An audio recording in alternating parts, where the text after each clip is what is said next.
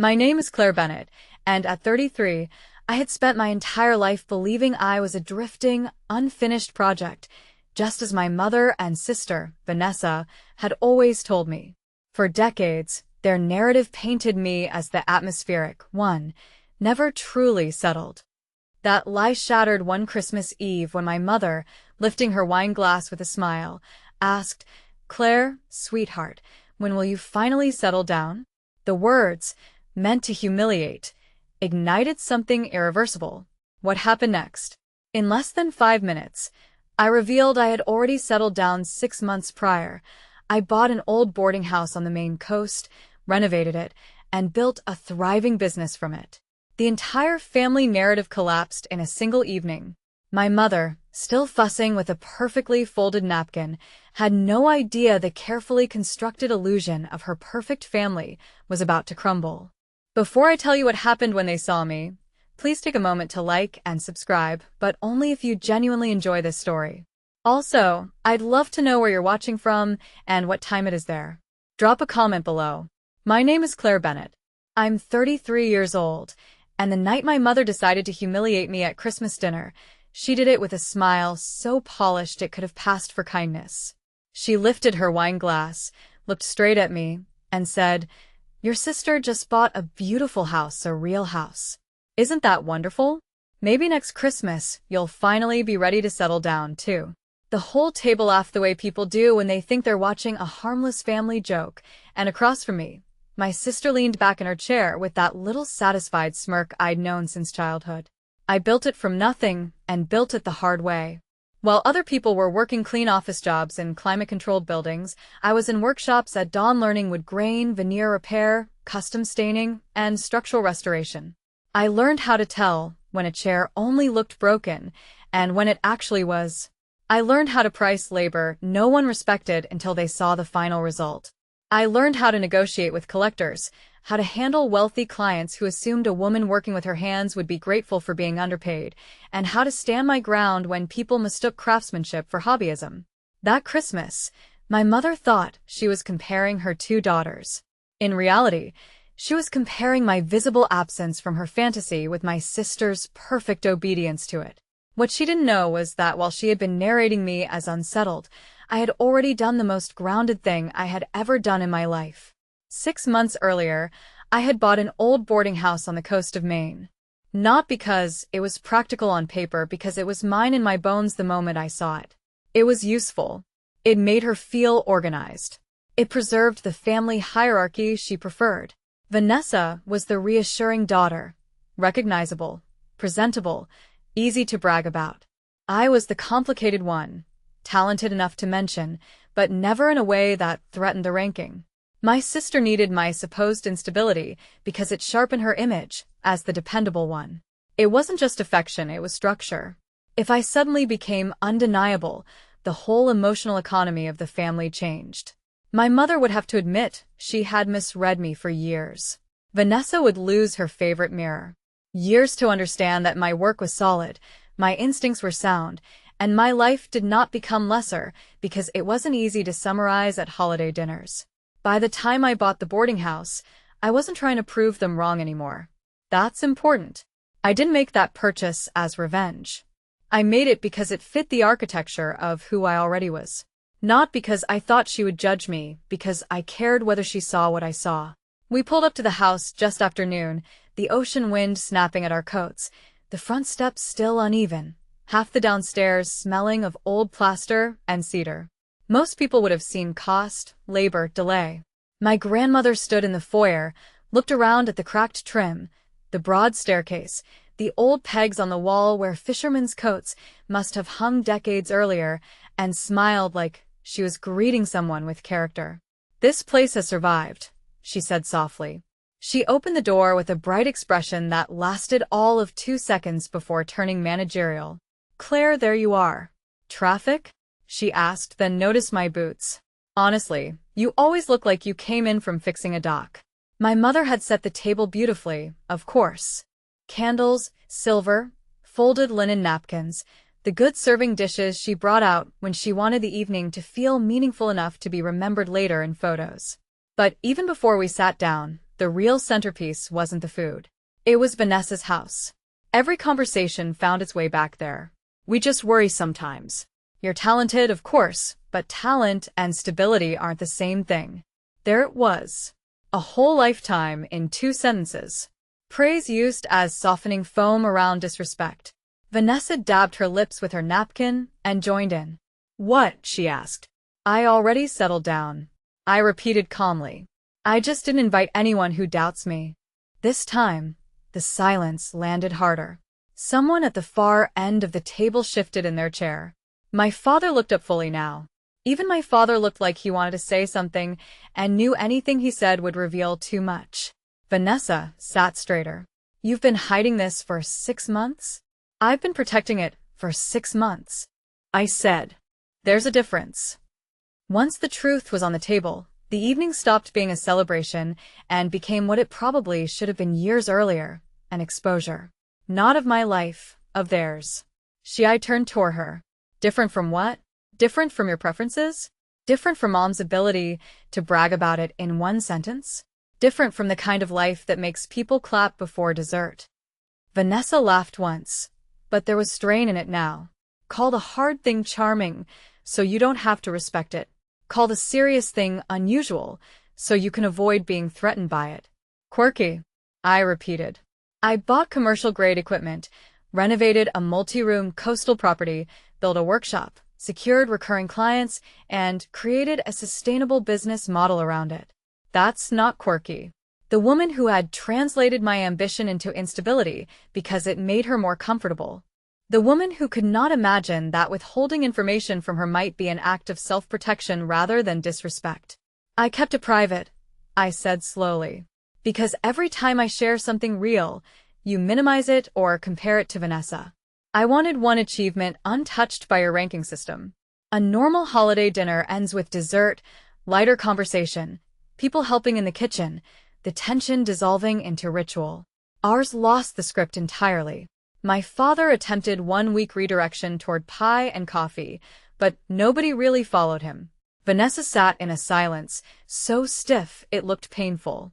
My mother kept adjusting things that did not need adjusting.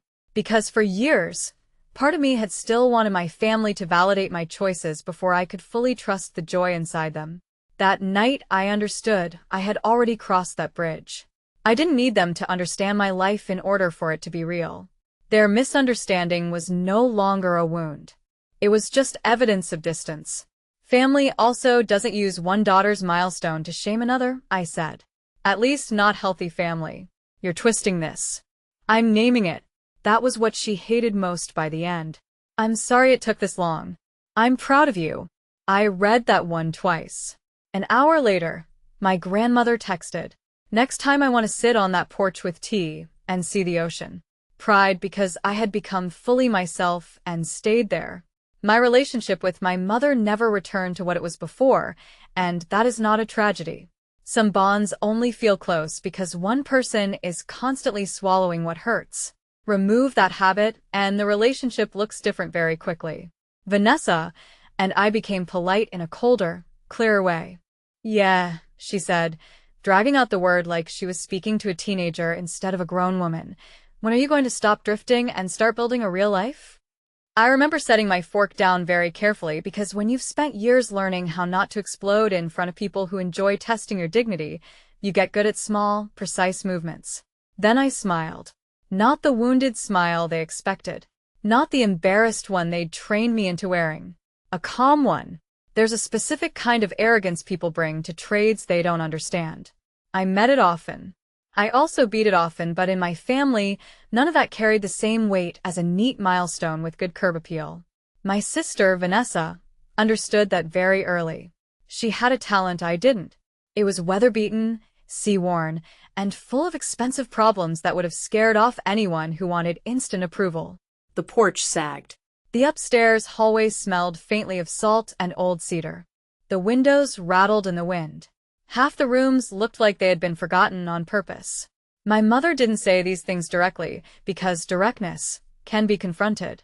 She worked in subtler materials, tone, framing, omission. She'd praise me in ways that reduced me at the same time.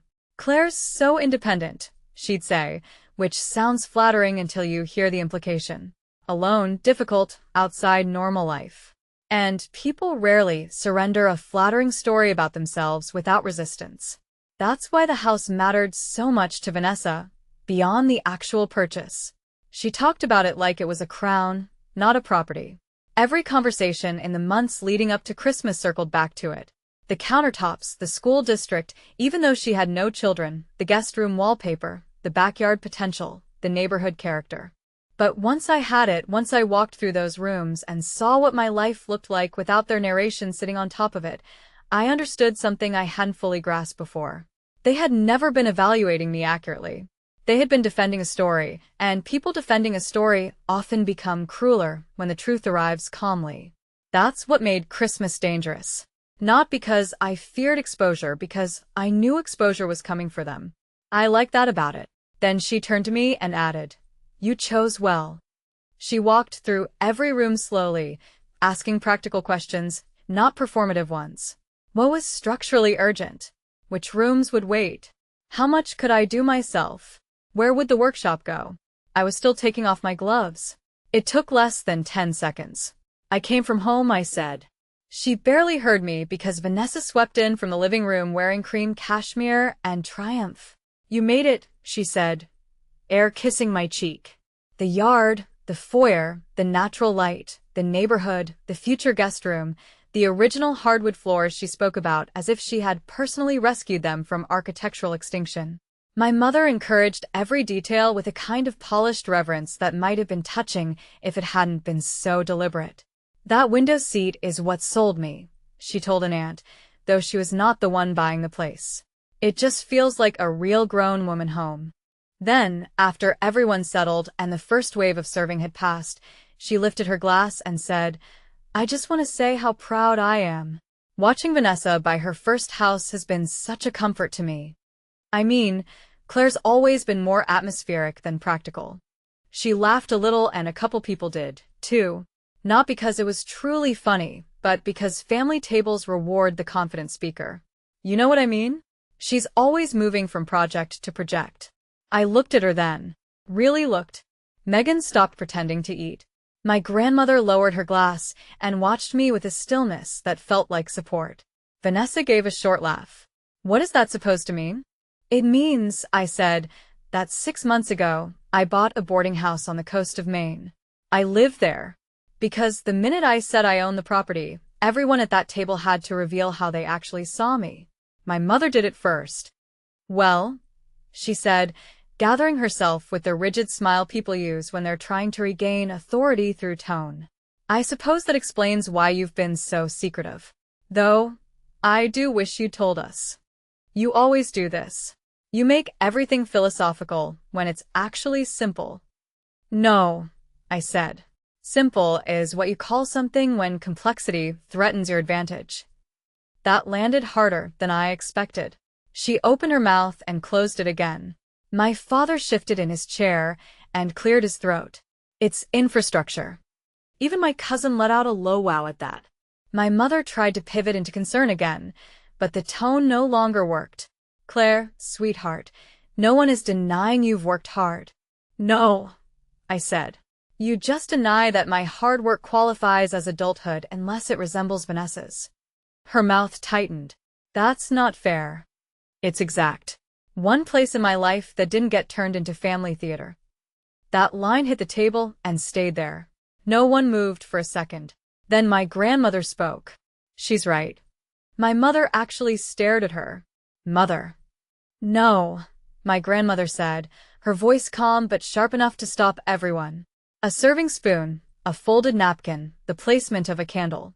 Which is what she does when control has left the room, but her body hasn't accepted it yet. Megan started asking me practical questions about the property. Not in a rescuing way, but in a serious one. Square footage, distance from town, how much of the restoration I'd done myself. Vanessa finally muttered, "I still think keeping it secret was weird." I looked at her. Maybe, but not as weird as building your confidence around someone else staying underestimated. Megan actually laughed at that. My cousin tried not to. Not my tone, not my timing, not even the public contradiction. Naming Once something is named clearly, it becomes harder to hide inside tradition, harder to excuse as personality, harder to pass off as concern. That was the message that made my throat tighten. Over the following weeks, the truth spread through the family the way it always does once somebody breaks a long pattern in public. Relatives called. Questions came in. Curiosity replaced assumption. Megan and I got closer. My father remained what he had always been. Late to honesty, but not immune to it. And me? I stopped waiting to be translated correctly by people who preferred me simplified. I already did, I said. I just didn't invite anyone who doubts me. My sister's face went still. My mother blinked. And in the silence that followed, I realized something wonderful. For the first time in my life, I wasn't the one being measured at that table. She knew how to convert ordinary life events into family theater. A promotion became a celebration dinner. A dating anniversary became a weekend trip everyone had to hear about. A couch delivery became, we're really building a life now. She wasn't smarter than me or kinder than me. She was simply fluent in the language my mother loved most, visible achievement packaged for admiration. And I loved it immediately. I didn't see decay when I walked through it. I saw shape. I saw history. I saw a workshop on the first floor with enough space for custom builds and restorations. Claire's always done her own thing, which really meant uncontrollable. Claire isn't very traditional, which in our family was code for not reassuring enough to display. My sister learned from the best. Vanessa never openly attacked me in a way anyone else could easily condemn. She specialized in elegant dismissal. She sent listing photos to the family group chat and waited for reactions like a performer waiting for applause. My mother responded exactly as expected. So proud of you. Such the mature step. This is what building a future looks like. I almost stayed in Maine that year. The snow had started early. The workshop was full, and I had enough legitimate reasons to avoid family dinner that no one could have blamed me. A dining table piled with old resentments is nobody's idea of festive, but 3 days before Christmas, my grandmother called. She never wasted words, which was one reason I trusted her more than anyone. Had I budgeted a cushion for surprises? That was love from her. Respect in the form of serious attention, not flattery, not vague support, recognition. She sat on an overturned crate in what is now my studio and listened while I explained my plan to restore the guest rooms one by one, eventually hosting small seasonal retreats for artists, woodworkers, bookbinders, people who needed quiet and didn't want a curated lifestyle brand pretending to offer it. She didn't once ask why I hadn't told my mother. She understood before I said it, because sharing unfinished joy with the wrong people can feel like placing wet paint in the path of careless hands. Perfect timing. Mom was just telling everyone about the closing. Of course she was. My older sister Megan came up behind her carrying a tray and murmured, "It's already unbearable," before moving on. That told me everything. There's something so reassuring about seeing one of your daughters truly settled. One of your daughters. Not subtle. Never fully explicit, but never subtle. A few people murmured agreement. My father nodded in that passive, weary way he used when he wanted the room calm more than he wanted it fair. Perfect blouse, perfect manicure, perfect confidence, the kind built from years of being told she represented adulthood correctly. What she didn't realize was that she was speaking to someone who had spent the previous week meeting with electricians, reviewing renovation budgets, managing supply delays, and planning a spring booking calendar for a property she owned outright in name and reality. She thought she was mocking a drifting older sister. She was mocking a landowner while sitting in her mother's crypt. My mother pressed on, now enjoying herself. I work there. I've been restoring it room by room. It's my home, my studio, and the foundation of the next phase of my business. That sentence changed the geometry of the room. My mother stared at me as if I had suddenly spoken a line from the wrong script.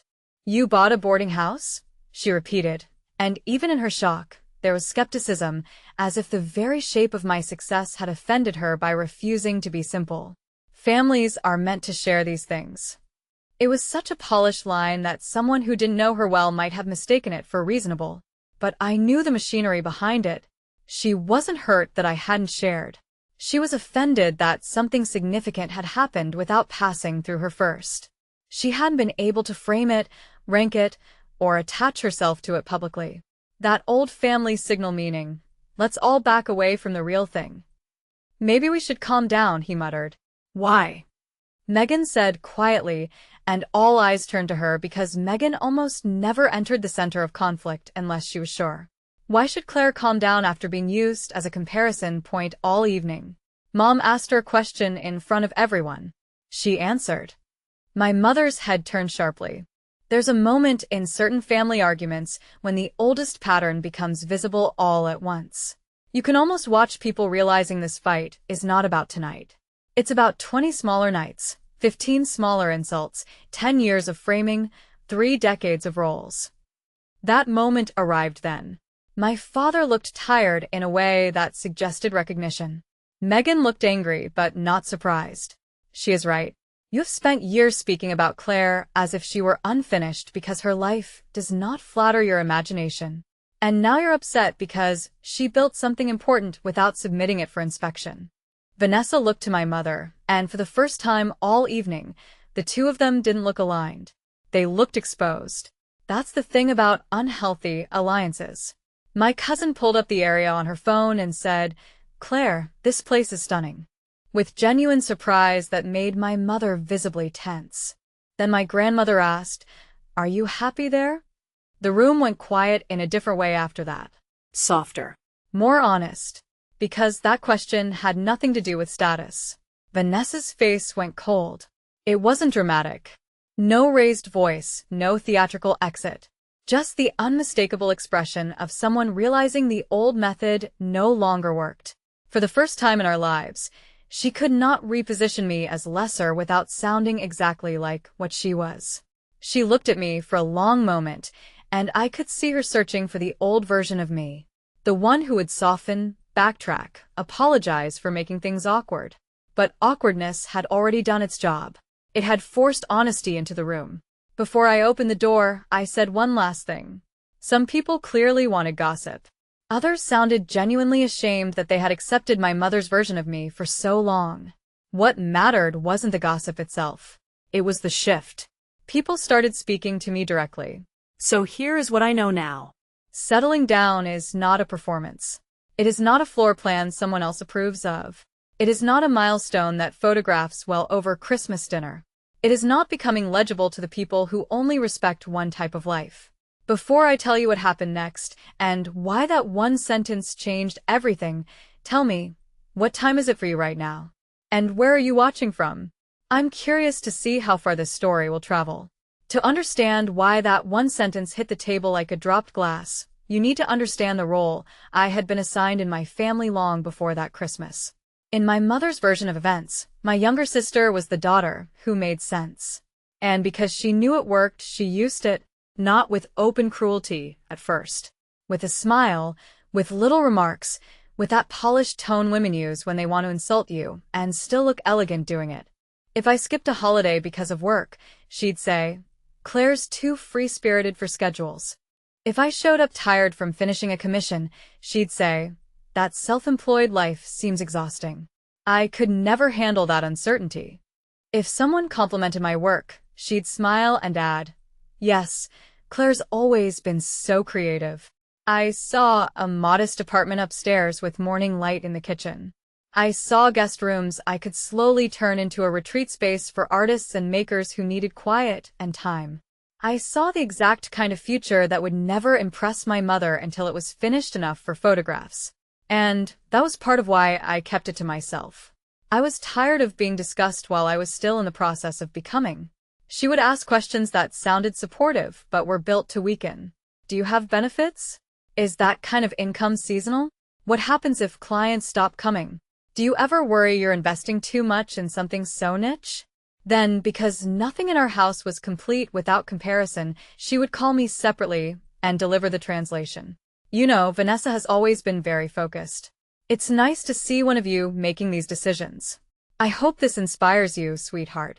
Inspires me to do what? Are you going home? She asked. I was standing at the long work table in my workshop, sanding the edge of a restored cabinet door, looking out through the back window at the frozen grass and the line of gray Atlantic sky beyond it. "I haven't decided," I said. "Then decide one thing first," she replied. "If you go, don't go to be judged." By Christmas week, 3 downstairs rooms were finished. The kitchen worked, and the upstairs apartment finally felt inhabited instead of improvised. I had curtains up in the bedroom, books stacked by the sofa, and a chipped blue mug I always used in the morning because it fit perfectly in my hand while I checked invoices before sunrise. I had repaired enough of the porch to stand out there with coffee and watch the winter water without worrying the boards would give under me. There was still plenty left to do, but the house no longer felt like a project. The night had already chosen its center.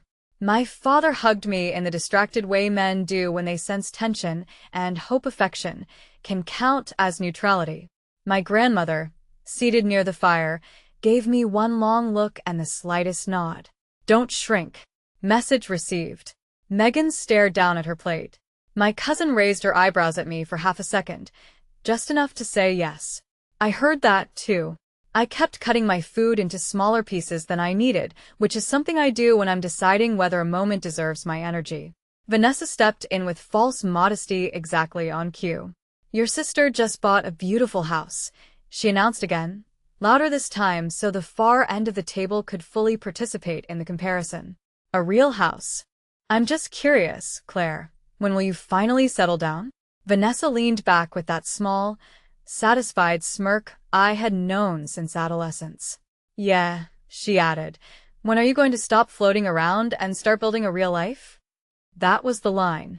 Not because it was the cruelest thing anyone had ever said to me, because it was so polished, so practiced, so rooted in a lie they had repeated for years that they no longer recognized it as one. Vanessa's face tightened. "A boarding house? Claire, that's not the same as no," I said before she could finish. "It's not the same.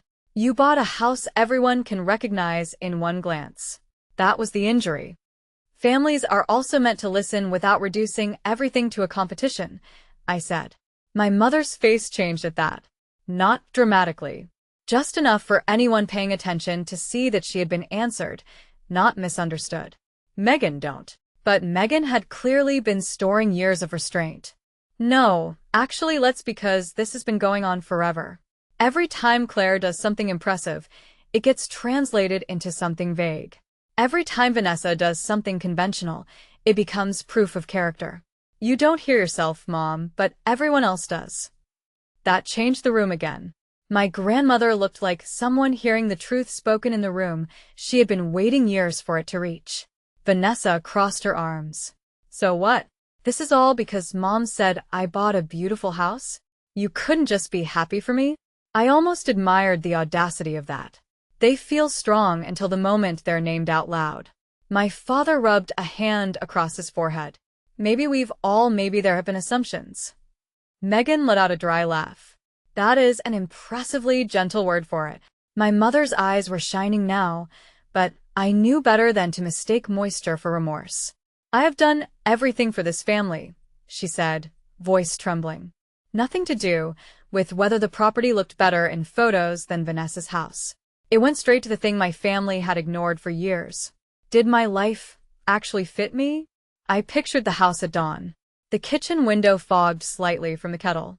When dinner finally broke apart, people drifted into smaller conversations, but the emotional center of the night had already shifted permanently. I went to the hallway to get my coat, and as expected, my mother followed. She always preferred private correction after public failure. Her voice dropped low immediately. "You embarrassed your sister. You don't get to call it closeness when the price is my silence." Then I stepped out into the cold. The drive back to Maine the next morning felt completely different from every family drive home I had taken before. Usually after holidays, I replayed conversations, edited myself, wondered whether I had been too sensitive or too distant or too difficult. That time I felt clean, asking about my business, asking about the house, asking when they could visit, which I ignored selectively. My sister posted a few brittle things online about people who can't just celebrate others and the difference between attention-seeking and quiet confidence, which might have been funny if they weren't so transparent. My mother tried several times to recast Christmas as an unfortunate misunderstanding. Sometimes settling down means choosing the weather-beaten property everyone else dismisses because you know how to see structure beneath damage. Sometimes it means protecting your joy until it has enough roots to survive being doubted. Sometimes it means building quietly, so the first time they see what you've created, they can no longer interrupt it halfway through. And sometimes the most powerful revenge is not humiliating the people who misjudged you. It is answering them so calmly, so truthfully, and from such a solid place that their entire version of you collapses under its own arrogance. She had the milestones people recognized instantly and praised without needing explanation. She had the polished job title, the carefully staged relationship, the tidy social media life, and now, finally, a house with a front door my mother could point at like proof she had raised at least one daughter the right way. I was the daughter who required context, and my mother hated context. She hated anything that could not be summed up in one sentence at church, at brunch, or over the phone with relatives she secretly competed with. So, instead of describing my life accurately, she simplified it until it sounded unserious. We just keep hoping she turns it into something more permanent. She made me sound like an unfinished art project. My mother made me sound like a concern. Together, they created a version of me that relatives accepted without ever checking against reality, and for too many years, I let them. Not because I believe them exactly, but because correcting people all the time is exhausting. There is a particular fatigue that comes from having to introduce yourself twice, once as you are, and once again after your family has summarized you badly. I wanted one thing in my life to grow without commentary, without comparison, without my sister asking questions in that falsely casual tone she used when she was hunting for flaws. I wanted one joy that belonged entirely to me before the family got their hands on it. By Christmas, the roof repairs were done. The main staircase was safe. My workshop was operational, and I had spent enough nights there to know the sound of the wind against every side of the house. I had chosen paint colors, repaired cracked trim, refinished doors, installed better locks, and stood alone in the kitchen one freezing morning realizing I had never felt more certain of anything. I was not drifting.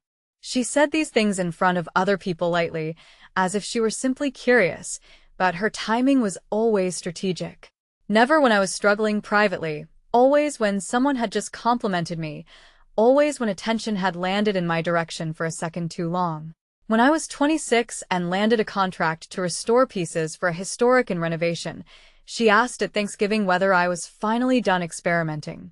When I was 29 and had my busiest year yet, my mother told an aunt that I was still piecing together a path. When I turned 31 and started consulting with designers who sent me repeat work, Vanessa laughed over coffee and said, "I mean, it's impressive in a quirky way. Purchase a life selected for its readability. Trade my workshop for a breakfast nook I didn't want. Become legible to people who only respected what they already understood." The absurdity of it might have been funny if it weren't so constant. Still, I won't pretend I felt nothing. Go already knowing who you are. That sounds simple, but it wasn't. For years, family gatherings had a way of rearranging me. I drive there feeling competent and leave feeling vaguely unfinished, as if my accomplishments had somehow become harder to trust simply because they weren't reflected back properly across that table. My grandmother knew that. She knew the real danger was never the jokes themselves. It felt like a life already underway. The morning I drove to Connecticut, I locked my own front door and stood there for a second in the cold, key in hand, looking back through the front window at the lamp I'd left on in the sitting room. It's hard to explain how grounding that felt. For so many years, family visits had carried the emotional threat of making me question myself. This time, I was leaving from something solid. As I hung my coat, I could feel the old machinery of the family beginning to turn. Conversations sorted themselves into familiar positions. Vanessa radiated the kind of satisfaction that only makes sense when it is being witnessed. My mother floated from group to group feeding the narrative. I was expected to occupy my usual place, warm enough to be acceptable, quiet enough to be manageable, successful only in ways that didn't disturb the ranking. "Mom, stop," she said, smiling in that way that meant don't stop at all. "It's just a house." No, my mother said warmly. It's not just a house. It's responsibility, commitment, vision. It means something. Then came the pivot. It was an entire worldview condensed into a holiday taunt. I felt the room waiting for me to do what I had always done. Smile awkwardly, deflect, let them keep the frame. Instead, I set my fork down carefully, touched my napkin once, let the silence stretch just enough to make people look up. Then I smiled. I bought a life that fits me. Those are different things. For the first time all evening, several people around the table looked at me, not as the family ? But as the person holding the only truthful sentence in the room. My mother tried to regain control immediately. Well, darling, that sounds like one of your projects, she said with a brittle smile. How lovely. Vanessa jumped in before the silence could settle too long. Come on, Claire. Don't make this into some big oppression story. You bought a fixer-upper. That's great. Support, once voiced, always does. It makes denial harder. Vanessa looked stunned. Less by what Megan said than by the fact that someone had sided with me openly. Oh, please, she snapped. Recast the problem as my inability to celebrate her. Classic. I am happy for you, I said. I'm not happy about being used as your contrast color. That silenced even her for a beat. Then my mother said the one thing that made everything clearer than it had ever been. And now I'm being made into the villain because I'm proud of one daughter? No, I said quietly. You're being confronted because your pride always comes with a hierarchy. That was it. That was the center. Not that she loved Vanessa, that she needed love to be comparative. Needed one child to shine against another. The smell of wood and coffee and cold air. The scratch of my pencil across invoices before the workday started. The repaired staircase under my hand. The long table in the workshop where damaged things came back to themselves slowly. The ocean beyond the backlot. I buttoned my coat slowly. No, I said. I embarrass the story you tell about me. She was standing too close to it. My mother's jaw tightened. Not happy exactly. Not triumphant in some loud revenge movie sense. Something better. Aligned. My phone buzzed twice before I even hit the highway. I didn't allow it. I didn't fight. I just refused the rewrite. That spring my grandmother visited exactly as promised. She sat on the repaired porch with a blanket over her knees, looked out toward the water, and said, "This house feels like you." That Christmas, my mother thought she was asking when I would finally begin my adult life. What she didn't know was that I had already begun months earlier with a set of keys in my hand and no intention of asking permission. By the time she tried to measure me again, I was already standing inside a life she could no longer define. I wasn't late. I wasn't lost. She'd say I worked with old furniture now, as if I spent my days dusting thrift store cabinets instead of restoring estate pieces, consulting on historic interiors, and running a specialized business people booked months in advance. She'd say I liked the quiet life, which was her way of translating discipline into social deficiency. She'd say I was still finding myself, even after I had built a client list, hired part-time help during peak seasons, and started earning more than anyone in the family had expected from me. The truth was less convenient for her. I didn't stumble into my career. After a while, I stopped explaining. I let them underestimate me because fighting every comment felt desperate, and silence felt more dignified. But silence has a cost. If you stay quiet long enough, some people mistake your restraint for agreement. They start thinking the small box they've put you in must be accurate, because surely you'd object if it weren't. I was rooted in a way my family had never bothered to imagine. They just hadn't been invited to see it. The hardest part about being underestimated by strangers is proving them wrong. The hardest part about being underestimated by family is realizing they may not want to be corrected. My mother's story about me had never been accidental. I just could never live with that much uncertainty. She said it while showing me backsplash samples for a condo she hadn't even bought yet. That was Vanessa's gift. She could make aspirations sound like accomplishment and make actual accomplishments sound provisional. At some point, I stopped expecting fairness and started studying the pattern. My mother needed the family to revolve around visible symbols of success because those symbols reflected back on her. Repeated dismissal shapes you even when you outgrow believing it. There were nights in my 20s when I lay awake wondering whether my mother was right, whether I had confused courage with refusal, whether choosing a life that fit me but impressed no one was secretly a form of failure. That's the kind of damage family does best. Not always by breaking your confidence outright, but by inserting doubt in your private voice. It took years to separate my truth from their commentary. It was the old reflex they awakened, the impulse to defend myself too much, to explain too carefully, to shrink so the room could stay comfortable. She was also the only one in the family who knew about the boarding house. I had shown it to her in September, a week after closing. The weather that day had been cold and bright. I picked her up from the train station and drove her north, nervous in a way that surprised me. I had a mortgage in my name, contracts on my desk, tools in my workshop, and salt in the air outside my own walls. Their opinions could still sting, but they could no longer define the facts. My parents' house looked exactly the same when I arrived. Warm lights in the windows, ribbon too perfect to have been tied by anyone spontaneous. My mother's version of hospitality displayed with military precision. But I had driven in with a house key in my pocket and a different spine than the one I used to bring home. I didn't feel defiant. I felt ready. And that was more dangerous. Dinner started with the usual choreography of a family that prefers symbolism to honesty. I could hear it before she made it. My mother had always loved a comparison disguised as concern. She turned toward me with that expression she used when she wanted an audience to believe she was being gentle. "Claire, sweetheart, I hope you're not feeling pressured. Everyone has their own timing." "I already did," I said. You could almost feel the air hesitate. Vanessa's expression didn't drop all at once. It stalled first, as though she expected the rest of my sentence to rescue her. My mother blinked, confused by the tone more than the words. "But Vanessa bought a family home." I turned to her. "And I bought a property with living quarters, a functioning workshop, guest space, revenue potential, and actual peace. I'm not sure why yours counts as adulthood and mine counts as atmosphere." That hit hard. Megan let out the smallest breath of approval. My cousin lowered her fork. "But it's not like Mom was wrong to say we're in different stages. There are some sentences that reveal more than the speaker intends. We're in different stages." As if my life existed on a delayed timeline and hers was the official model. As if adulthood were a single road and she had simply reached the approved marker first. No one is attacking Claire.